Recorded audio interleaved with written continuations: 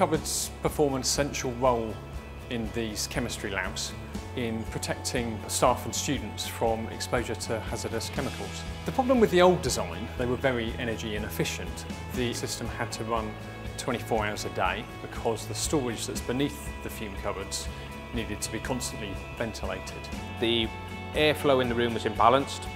There wasn't enough air coming into the room to compensate for the amount that was being extracted from the room. This affected temperatures. It was very, very cold in the building. It was around about 12 degrees in the winter. This wasn't very good for the students. It caused imbalances between individual fume cupboards. And each individual fume cupboard cost around £3,000 a year to run.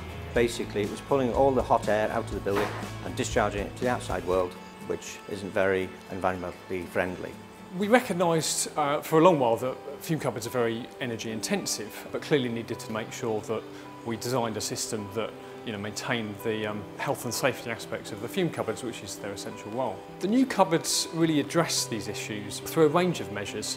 Firstly, through redesigning of the way that the storage is ventilated, so that we're now able to turn off the vast majority of the fume cupboards out of hours. Secondly, we've installed a variable air volume system, which means that when we turn cupboards off, the ventilation in the cupboards and the makeup air that comes into the labs is regulated down accordingly.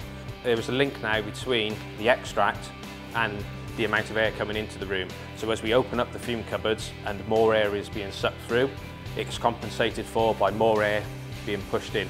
When the sash was closed, this then would reduce the volume of flow into the building by a vast amount. We would then be able to reduce our heating costs due to the lower volume of air. Finally, we installed motion sensors on the front of the cupboards, which set off an alarm if the sash is left open for a period of time, just to remind users to close the sash windows. If we close the sash, we save energy.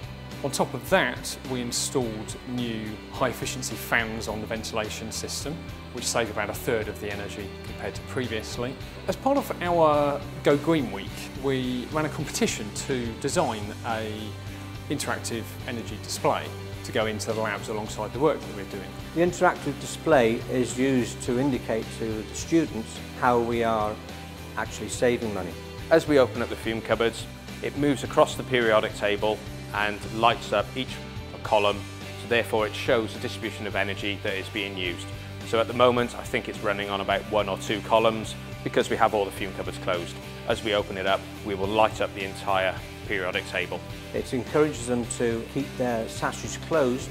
It reduces our heating input into the building. It reduces our electricity input to the fan units, and it generally makes it more comfortable for students to work in.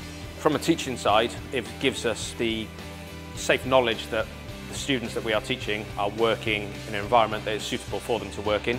It gives them reassurance that the fume cupboards are working efficiently, that they are being protected from whatever they are handling. It extracts it away and we can then show them good working practice. The project has been really important to us in terms of the amount of energy that it saves. We're saving around £90,000 a year, and that is leading on to a statewide review of all of our fume cupboards, and is also an essential contribution to our ongoing carbon reduction targets.